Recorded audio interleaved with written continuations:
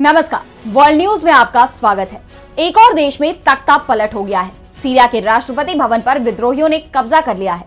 Syria के राष्ट्रपति देश छोड़कर भाग गए हैं। उनके बारे में अलग अलग दावे हो रहे हैं। सीरिया में असद सरकार का हुआ तख्ता पलट, इसी को लेकर हम करेंगे चर्चा। लेकिन आइए जरा उन खबरों को भी देख लें जिन पर आगे होगी बात। मार्शल लॉ लगाने वाले दक्षिण कोरिया के राष्ट्रपति की बची कुर्सी। बांग्लादेश में हिंदुओं पर और तेज हुए हमले। और चलते चलते में जानेंगे दुनिया में किस देश में बंद है सबसे ज्यादा कैदी। तो सीरिया में बशर अल असद का 24 साल का शासन समाप्त हो गया है। सीरिया की राजधानी दमिश्क पर अब विद्रोहियों का कब्जा हो गया है। एक दिन पहले ही हिंदुस्तान के विदेश मंत्रालय ने सीरिया के हालात को देखते हुए हिंदुस्तानियों से तत्काल सीरिया छोड़ने को कहा था। लेकिन असद की सेना इतनी जल्दी सरेंडर कर देगी, इसकी उम्मीद किसी को नहीं थी। बताया जा रहा है कि बशर अल असद देश छोड़कर भाग गए हैं। उन्हें अपने विमान से किसी अज्ञात स्थान की तरफ जाते हुए देखा गया, जिसके बाद विद्रोही दमिश्क में घुस गए। विद्रोहियों ने देश के रक्षा मंत्रालय पर कब्जा कर लिया। उन्होंने पब्लिक रेडियो और टीवी बिल्डिंग को भी अपने नियंत्रण में ले लिया। विद्रोहियों ने राष्ट्रपति भवन पर भी कब्जा कर लिया है। उनका दावा है कि देश छोड़कर भाग रहे असद के विमान को उन्होंने मार गिराया है, जिस पर असद के साथ उनका पूरा परिवार भी मौजूद था। सीरिया की सेना के कमांडरों ने औपचारिक रूप से घोषणा कर दी है कि मुल्क में राष्ट्रपति बशर अल असद का 24 सालों का तानाशाही शासन खत्म हो गया है। अब सीरिया असद से आजाद हो गया है। सीरिया में 50 साल से असद की बाथ पार्टी का कब्जा था। पहले बशर अल असद के पिता हाफिज अल असद ने देश की सत्ता पर कब्जा किया था। इस दौरान हजारों लोगों की जान गई थी और जब असद की सत्ता गई तो भी हजारों लोगों की जान गई। सीरिया में अब हयात तहरीर अल शाम HTS समूह का कब्जा हो गया है। ऐसे में हिंदुस्तान की चिंता भी बढ़ती दिखाई दे रही है, क्योंकि असद सरकार को सेक्युलर सरकार माना जाता था। असद भारत के करीबी माने जाते थे। 2 साल पहले ही असद सरकार के विदेश मंत्री फैसल मकदाद ने भारत का दौरा किया था। उन्होंने कहा था कि हम दोनों धर्मनिरपेक्ष देश हैं, हम दोनों के लोकतांत्रिक सिद्धांतों में भरोसा करते हैं। सीरिया भले मुस्लिम बाहुल देश है, लेकिन संविधान में उसका कोई राजकीय धर्म नहीं है। सीरिया एक गणतंत्र है और संवैधानिक रूप से धर्मनिरपेक्ष भी है। लेकिन अब सीरिया में HTS के विद्रोहियों का कब्जा हो गया है, जो इसे इस्लामिक शासन के मुताबिक चलाने का पहले ही ऐलान कर चुके हैं। यानी हिंदुस्तान और सीरिया के संबंधों पर भी इसका सीधा सीधा असर पड़ेगा। हिंदुस्तान के मिडिल ईस्ट के कई देशों से अच्छे व्यापारिक रिश्ते हैं। ऐसे में सीरिया में विद्रोही गुट की नीति पर भी सभी की नजरें रहेंगी। इस बीच HTS विद्रोहियों के दमिश्क पहुंचने के साथ ही यहां एयरपोर्ट पर अफरा तफरी मच गई है। अल असद के समर्थक देश छोड़ने की कोशिश में एयरपोर्ट पर भीड़ लगा रहे हैं। इंटरनेशनल मीडिया रिपोर्ट्स की माने तो सीरियाई सेना से विद्रोहियों को ज्यादा चुनौतियों का सामना नहीं करना पड़ा।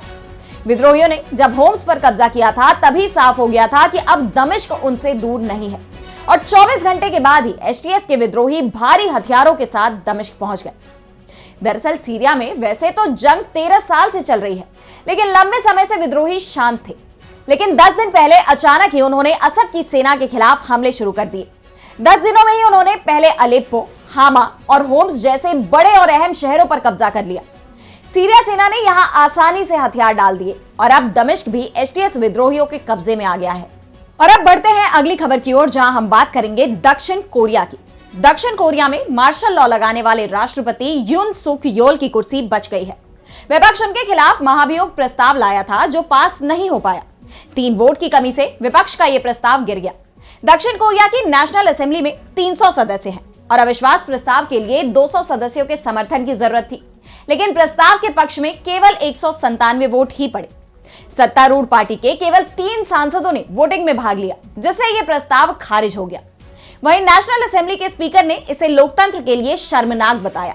विपक्षी दल अगले हफ्ते नए सत्र में फिर से महाभियोग का प्रस्ताव ला सकते हैं, जिससे एक बात तो साफ है कि राष्ट्रपति यून की मुसीबत कम नहीं होने वाली, क्योंकि सत्ता पक्ष की तरफ से ही राष्ट्रपति के फैसले के खिलाफ जोरदार आवाजें उठ रही हैं।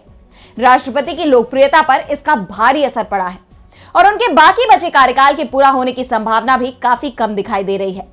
यून ने मार्शल लॉ लगाते समय कहा था कि विपक्ष कोरिया के साथ खड़ा है। ऐसे में देश की सुरक्षा सबसे ज्यादा जरूरी हो जाती है, लेकिन संसद ने राष्ट्रपति के फैसले को पलट दिया था। और अब खबर यह आ रही है कि यून को मार्शल लॉ लगाने की सलाह देने वाले रक्षा मंत्री किम योंग यून को पहले बर्खास्त किया गया और अब उन्हें मार्शल लॉ के फैसले में उनकी भूमिका के लिए गिरफ्तार कर लिया गया है। स्थानीय मीडिया के मुताबिक किम योंग यून पर यात्रा प्रतिबंध भी लगा दिया गया है। और मामले की जांच चल रही है। वहीं रक्षा मंत्रालय ने 3 वरिष्ठ सैन्य अधिकारियों को भी निलंबित कर दिया जो इस ऑपरेशन में शामिल थे। अब हम आपको बताते हैं कि मार्शल लॉ आखिर होता क्या है। मार्शल लॉ किसी भी देश में सरकार द्वारा घोषित एक न्यायिक व्यवस्था होती है। इसमें एक क्षेत्र पर सेना को शासन पर नियंत्रण करने का अधिकार दिया जाता है। यह जरूरी नहीं होता कि मार्शल लॉ पूरे देश में ही लागू हो, इसे देश के किसी भी छोटे हिस्से में भी लगाया जा सकता है और इसे ही सैनिक कानून कहा जाता है। और अब अगली खबर में हम बात करेंगे बांग्लादेश और हिंदुस्तान में बढ़ते तनाव की। बांग्लादेश में तख्तापलट के बाद से हालात बदल गए हैं। जहां उम्मीद लगाई जा रही थी कि अब यहां शांति देखी जाएगी, नोबेल पीस प्राइज के विजेता मोहम्मद यूनुस के हाथ में जब अंतरिम सरकार की कमान सौंपी गई तो यह उम्मीद जगी कि हालात बेहतर होंगे। लेकिन ना तो हिंसा थमी, ना ही हालात सुधरे, बल्कि अब जो स्थिति नजर आ रही है वो और चिंताजनक है। अल्पसंख्यकों के लिए बांग्लादेश में गुजारा करना मुश्किल हो गया है। आए दिन इस्कॉन मंदिरों पर अल्पसंख्यकों पर हमले हो रहे हैं। ढाका में उपद्रवियों ने इस्कॉन सेंटर को फूंक दिया, जमकर तोड़फोड़ भी मचाई। और अब एक बार फिर इस्कॉन मंदिर और बांग्लादेश में रहने वाले अल्पसंख्यकों को धमकी देने का वीडियो सामने आया है। वीडियो में उपद्रवियों ने एक सभा के दौरान इस्कॉन पर बैन लगाने की मांग की। उन्होंने खुलेआम ऐलान किया कि इस्कॉन पर प्रतिबंध लगाओ, नहीं तो हम अपनी तलवारों से उन्हें काट देंगे। उनकी यह धमकी ऐसे वक्त में आई है जब बांग्लादेश और भारत के रिश्ते पूरी तरह बेपटरी हो चुके हैं। बांग्लादेश में सड़कों पर हिंदुस्तान के खिलाफ खुलकर प्रदर्शन हो रहे हैं। हिंदुस्तान और हिंदुस्तानियों को खुलेआम धमकी दी जा रही है। शेख हसीना के देश छोड़ते ही बांग्लादेश पूरी तरह से कट्टरपंथ की चपेट में आ चुका है। बांग्लादेश की हिंदुस्तान से दूरी बढ़ रही है, जबकि पाकिस्तान से दोस्ती बढ़ रही है। बांग्लादेश पाकिस्तान की राह पर निकल पड़ा है। खबर यह भी आ रही थी कि बांग्लादेश की अंतरिम सरकार संविधान से सेक्युलर शब्द हटा सकती है। अंतरिम सरकार में अटॉर्नी जनरल मोहम्मद असाद जमान ने इसके लिए हाईकोर्ट में प्रस्ताव रखा है और कोर्ट ने अंतरिम सरकार से इस पर अपना रुख साफ करने को कहा है, जिसके बाद देश विदेश में चर्चा शुरू हो गई कि क्या बांग्लादेश भी इस्लामिक देश में बदल जाएगा। सवाल ये भी उठ रहे हैं कि क्या नोबेल शांति पुरस्कार वाले यूनुस लगातार नफरत का ये बीज बो रहे हैं?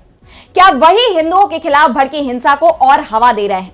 क्योंकि अगर ऐसा नहीं है तो फिर वो इसके खिलाफ कोई ठोस कदम क्यों नहीं उठा रहे?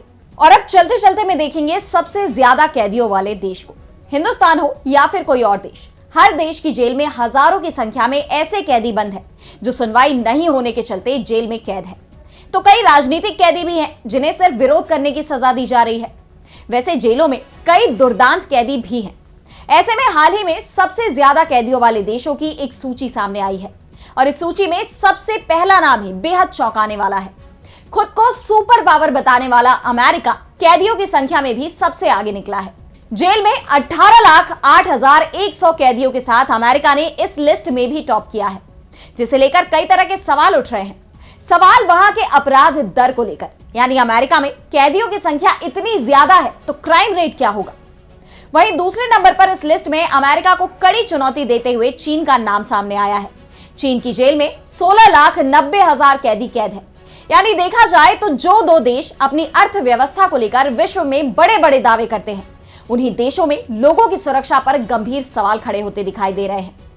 वहीं इस लिस्ट में ब्राजील का नाम भी टॉप पर है। यहाँ की जेलों में 8,50,377 कैदी मौजूद हैं। और अगर हिंदुस्तान की बात करें तो यहाँ 5,73,220 कैदी जेल में हैं। इस सूची के सामने आने के बाद अलग अलग देशों में कानून व्यवस्था, अपराध दर को लेकर कई सवाल खड़े हो रहे हैं। इसके अलावा तुर्की में 3,62,422 कैदी, जबकि थाईलैंड में 2,74,277 लोग जेल में बंद हैं। वहीं इंडोनेशिया में 2,73,541, मैक्सिको में 2,33,687 और ईरान में 1,89,000 कैदी हैं। तो आज इस वर्ल्ड बुलेटिन में इतना ही। अब मुझे दीजिए इजाजत और देश दुनिया की तमाम बड़ी खबरों के लिए बने रहिए डीवी लाइव के साथ। नमस्कार।